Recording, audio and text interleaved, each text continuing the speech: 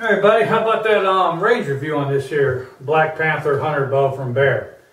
Not bad for almost 50-year-old bow. Remember, this bow was manufactured in 1974. It was built for big box stores like Market and Rewards, Kmart, Sears, that type of thing. Bow shot well. I mean, tiny bit of finger pinch to it, not a lot. It's a little bit loud too. This little twanging from banging from the limbs. Nothing I don't think a set of silencers couldn't solve. The pinching of the fingers, I mean, it's not real bad, but it's definitely there because my drawing is kind of large, 29.5 inches. So, but let's just go ahead and go over the specs of this bow real quick. So it's a 1974 vintage Bear Black Panther Hunter. Okay, it's basically a Kodiak Magnum bow. So it's same 52 inch, same everything there. 45-pound draw weight. Actually, it's behind. If you look behind the weight on the plate, I think it said what, at 43 pounds. I think it said, but actually it pulls 47 pounds on my tiller machine at 28 inches, and at my draw length, it's pulling right at 50 pounds, just under, like 49.5 pounds on my scale. So about 49 pounds on my handheld scale, and just under 46 pounds on my tillering machine. So I mean, the bow, being almost 50 years old, is still, I mean, shoots good. I mean, there's no delamination of the limbs or anything like that. I mean, the Bear glass these things are made of is pretty amazing, and that future wood, when Bear came out with that, is really good. The only issue really you'll have with this thing is the converter accessory adapter, which I'm going to send this back to Bear. I already spoke to him on the phone, and I live close to the Gainesville Bear shop, so I'm going to bring it into them and have them. They said they can replace that for me for a nominal charge. So other than that, the bow is in perfect condition. It shoots well. It's got reinforced tips on it. This is a Dynaflight Fast Flight string. So I'm going to rate this bow on all of my bows on my 6 virtues of the bow, my 6 different points of the bow. The first is going to be the quality, fit, and finish. And by the way, I got me a cold drink here because it's really, really hot out. All right. Quality, fit, and finish for a bow that's almost 50 years old. I mean, the finish is really nice on this bow, even though this was made for mass market. It was punched out quick from the Bear factory.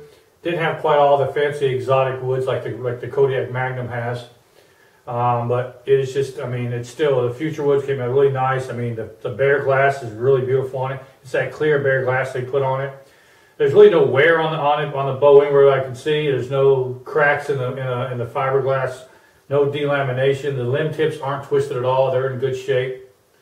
So I mean, the quality fit. I mean, for both being 50 years old, not even built for mass market sale, you got to give the bow a high rating. So the only thing I have to complain about is this here. It's going to hurt it. It said they should have used like either a brass or aluminum insert, or even stainless steel. But this is like a carbon steel, and you can see it rusted and corroded really bad. So it's going to hurt it. So for quality, fit, and finish, I'm going to give it an 8. Okay. Mostly because of this right there. If that wasn't there, it'd probably be a 9. Okay. Secondly, it's going to be the specifications. Well, I did a lot of research on this bow when I was doing this review on it, and I did find out about it, and it's quite interesting. Bear mass market, they made them rating at 40 to 45. That was a selling feature for Bear. He didn't really put the exact weight on there. He put it behind the striker plate. But that was a selling feature, so it would appeal to all buyers. You know, people that pulled lower weight 40, and some learned a 45-pound weight, some draw-ins, okay? Most of those pull right in the middle somewhere, all right? This one doesn't meet that specifications. Actually, according to my tiller machine, it pulls in just over 46 pounds, almost 47 pounds, and in my draw length, 29.5 inches, is pulling right at 49 pounds. So it's off a little bit there, okay? Specifications, 52 inches, right on the money there. The sight window on this is 3.5 inches, which is right on the money as well. So I mean, overall, I mean, except for that, I'll give it an 8 for that too, just because it didn't meet the draw weight like it's supposed to. All right. All right. Let's go ahead and talk about the speed. Now, the speed of the bow, I'm kind of disappointed in. I figure a short bow like this would be a lot faster. I know Bear bows, especially the shorter one, the Kodiak Magnum, is considered a much faster bow. And by the way, just a quick hint. I actually found a 1974 vintage Bear Kodiak Magnum, the green one, in excellent to new condition. I got it off eBay for $200. Couldn't believe it. It comes with the original case it came with, the soft case that it came with, and the original box. So I'm curious, I can't wait to get this. We're going to compare, I'm going to do another video on the Kodiak Magnum Hunter by Bear all by itself. Then I'm going to do another video, a comparison video, which I'll put on my Patreon channel, which will compare this bow, which is essentially a Kodiak Magnum, with the real Kodiak Magnum, and see how they compare together. So be sure to look for that. Just a quick update on what's down the pipeline. So back to this, so the speed of the bow. So I really wasn't happy with the speed of the bow. Like I said, these bows are known to be faster. I've shot these bows before. I used to have a Kodiak Magnum back in the day, several years ago, back in the late 80s, and it shot a lot faster. And I've got a buddy of mine's got one that's just like this. It's a 50-pound bow, heavier bow than this one, but this thing shoots like 185 feet per second. A quarter mile across my chronograph, but we shoot together quite a bit. He's one of my hunting buddies. So this bow is kind of slow. I mean, with a 600 grain arrow, it's moving right about 160 feet per second. I mean, I guess that's respectable, but there are much faster bows out there. And I'll put a title card there with all the speeds and everything for you. And the 490 grain arrow, which is 10 grains per pound of draw weight, it was shooting about 168 feet per second. One did get up there over 170, I think 174, 173, but that was a fluke. Like all my reviews, I'm going to throw out the high and throw out the low and average the 4 to the left of the 6 shots. So speed of it, I'm going to have to give it, I'll say a 7 on speed, because it's not really fast, but it's not really slow either, okay? I mean, I think it could be faster. Maybe it's just because it's old and the limbs have lost some of their elasticity, but I would think the bow would be faster, especially being a short length bow like it is. All right, let's talk about shootability. Now, shootability, I got to tell you, I was kind of impressed with this bow. I had one of these bows years and years ago, back in the 80s, and I sold it. I wish I had never sold it. It was a Bear Kodiak Magnum. I wish I had never sold it. But like anything back then, I was in the military. I had a new wife and a young son. I needed some money, so I wasn't hunting that much because I was deployed a lot, so I sold it to a buddy of mine.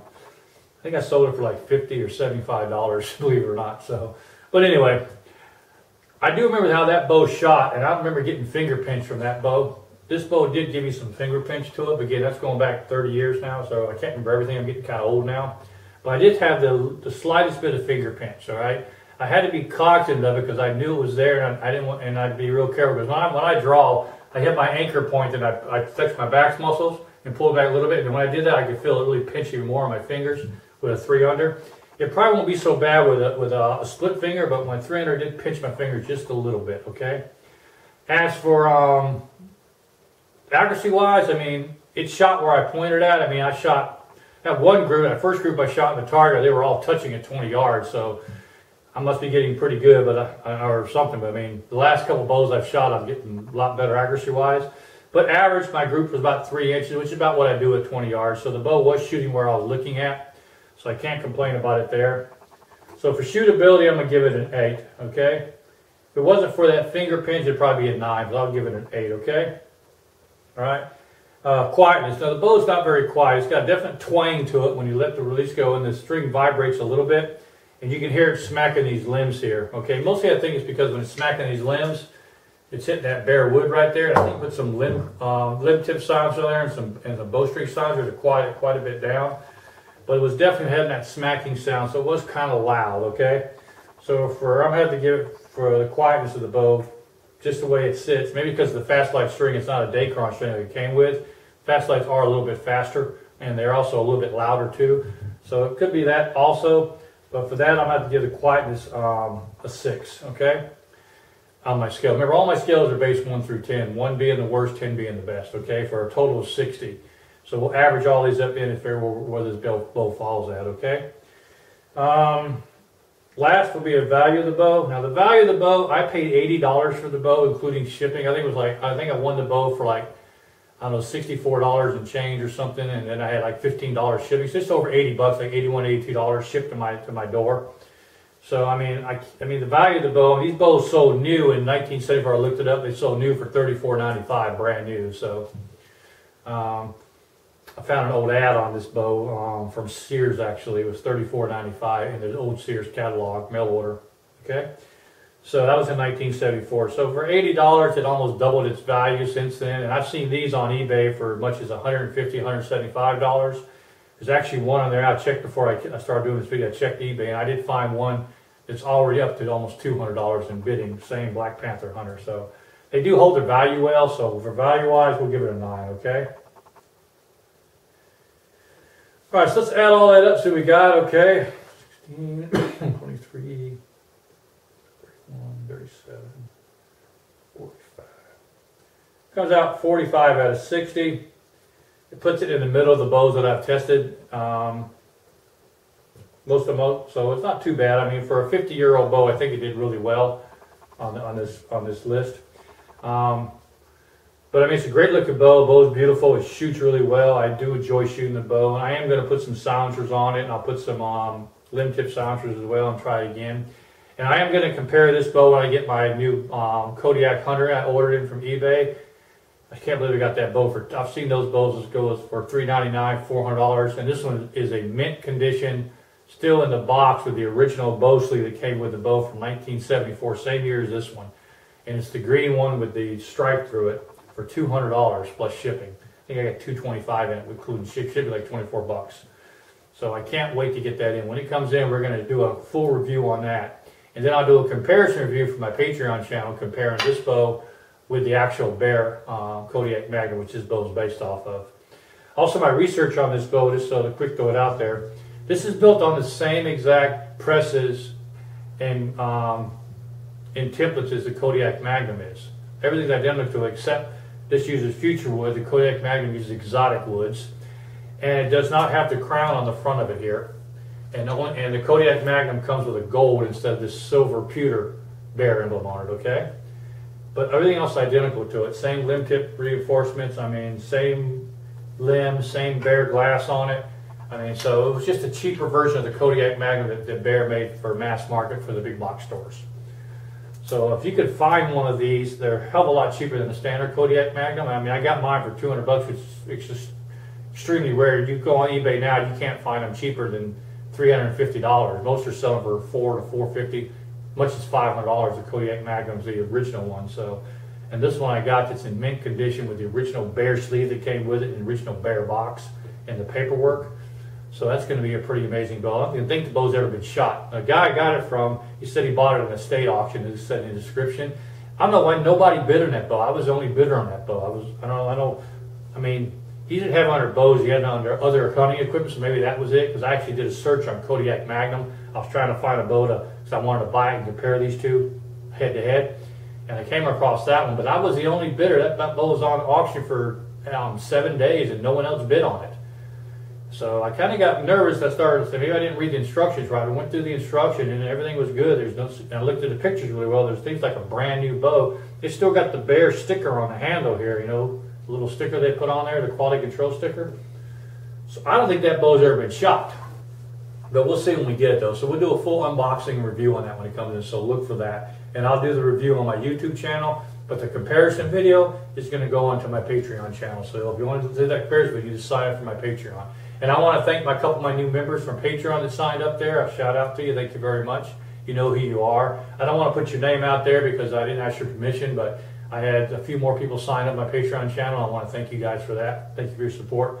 All that money I get from that Patreon channel goes to buying these bows and testing these bows for you guys. I don't keep a penny of it. All right? I just go turn it right back into buying bows and gear for you guys.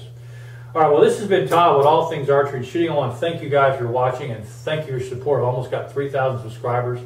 I mean, I'm moving up there. I mean, it's pretty amazing to me. A lot of people will tune in to see my reviews, and I love your comments. Please send me more comments, good or bad. I'll answer them best I can. I like to read the comments. Any questions you have, just drop me a line. Also, my email's in there. You can email me personally if you want. If there's a bow you want me to try to find and review for you guys, send me a comment or send me an email, and I'll try to track the bow down. If I can find it, I'll buy and I'll review it, and we'll check it out. So, all right, and if you haven't already, please subscribe. And also in the description, if you would for me, please click that bell next to the subscription button. That'll notify you about upcoming videos. And also, if you can share these with your friends, it's very important for me. Share them with your friends, your families, your co-workers, your hunting buddies. And that helps me a lot in my YouTube standing as well, too. So, again, I want to thank everybody for support, and until next time, guys, ciao.